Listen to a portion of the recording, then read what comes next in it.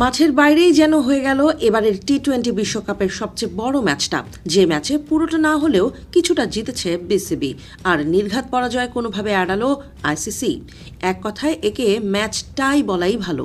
এবার প্রধান খবর হলো 2026 টি-20 বিশ্বকাপে অংশ না নিলেও বাংলাদেশের জন্য কোনো শাস্তি থাকছে না, বরং উল্টো ভবিষ্যতে একটি আইসিসি ইভেন্ট আয়োজনের দায়িত্বও পাচ্ছে বাংলাদেশ। সোমবার আনুষ্ঠানিক বিবৃতিতে আইসিসি জানায়, ভারতের মাটিতে খেলতে অস্বীকৃতি জানানো এবং এর ফলে বিশ্বকাপ থেকে ছিটকে যাওয়ার ঘটনায় বাংলাদেশ ক্রিকেট বোর্ডের বিরুদ্ধে কোনো আর্থিক, ক্রীড়াগত বা প্রশাসনিক শাস্তি দেওয়া হবে না। আইসিসির ভাষায় এই সিদ্ধান্ত নেওয়া হয়েছে নিরপেক্ষতা ও ন্যায্যতার নীতিকে সামনে রেখে। আইসিসির বিবৃতিতে আরও বলা হয়, প্রয়োজনে বাংলাদেশ ক্রিকেট বোর্ড চাইলে ডিসপিউট রেজলিউশন কমিটির কাছে যাওয়ার অধিকার রাখে এবং সেই অধিকার অক্ষুণ্ণ থাকবে। তবে বর্তমান সমঝোতার মূল লক্ষ্য শাস্তি নয়, বরং সহযোগিতা এবং ক্রিকেটের বৃহত্তর স্বার্থ রক্ষা। এই সমঝোতার অংশ হিসেবেই বড় ঘোষণা দিয়েছে আইসিসি। 2031 সালের পুরুষদের ওয়ানডে বিশ্বকাপের আগে বাংলাদেশ একটি আইসিসি ইভেন্ট আয়োজন করবে। যদিও সেটি কোন ইভেন্ট তা এখনও নির্দিষ্ট করা হয়নি। আইসিসি জানিয়েছে, স্বাভাবিক হোস্টিং প্রক্রিয়া ও সময়সূচি মেনেই এই আয়োজন করা হবে। এতে বাংলাদেশের আয়োজন সক্ষমতার প্রতি আইসিসির আস্থার প্রতিফলন ঘটেছে বলেই মনে করছেন ক্রিকেট বিশ্লেষকরা।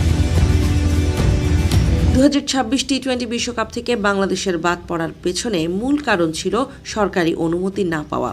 ভারতের সঙ্গে রাজনৈতিক সম্পর্কের টানাপোড়েনের মধ্যে বাংলাদেশ সরকার দলকে ভারতে সফরের অনুমতি দেয়নি। বিকল্প হিসেবে শ্রীলঙ্কায় ম্যাচ আয়োজনের প্রস্তাব দিয়েছিল বিসিবি, কিন্তু আইসিসি বোর্ড সেই প্রস্তাবে সম্মতি না দিয়ে বাংলাদেশকে সরিয়ে স্কটল্যান্ডকে টুর্নামেন্টে অন্তর্ভুক্ত করে। এই সিদ্ধান্ত ঘিরেই পরিস্থিতি আরও জটিল হয়ে ওঠে যখন পাকিস্তান ক্রিকেট বোর্ড ঘোষণা দেয় তারা বিশ্বকাপে অংশ নিলেও ভারতের বিপক্ষে গ্রুপ ম্যাচ বয়কট করবে। পাকিস্তান সরকার সেই সিদ্ধান্তকে বাংলাদেশের বাদ পড়ার ঘটনার সঙ্গে যুক্ত করে, ফলে বাংলাদেশ ইস্যু হয়ে ওঠে ভারত পাকিস্তান ম্যাচের ভবিষ্যৎ নির্ধারণের অন্যতম কেন্দ্রবিন্দু। রবিবার লাহোরে আইসিসির ডেপুটি চেয়ারম্যান ইমরান খাজা বৈঠক করেন পিসিবি চেয়ারম্যান মহসিন নাকভি ও বিসিবি সভাপতি আমিনুল ইসলামের সঙ্গে। সেই বৈঠকের পরই মূলত বাংলাদেশের বিষয়ে চূড়ান্ত অবস্থান স্পষ্ট করে আইসিসি।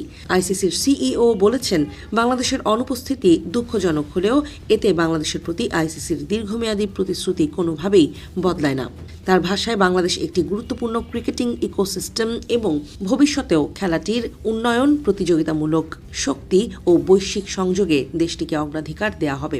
ফলে মাঠে না নামলেও এই বিশ্বকাপ বাংলাদেশের জন্য একেবারে হারিয়ে যাওয়া গল্প নয়, বরং ভবিষ্যতের মঞ্চে আরও বড় ভূমিকার ইঙ্গিত দিল আইসিসির এই সিদ্ধান্ত।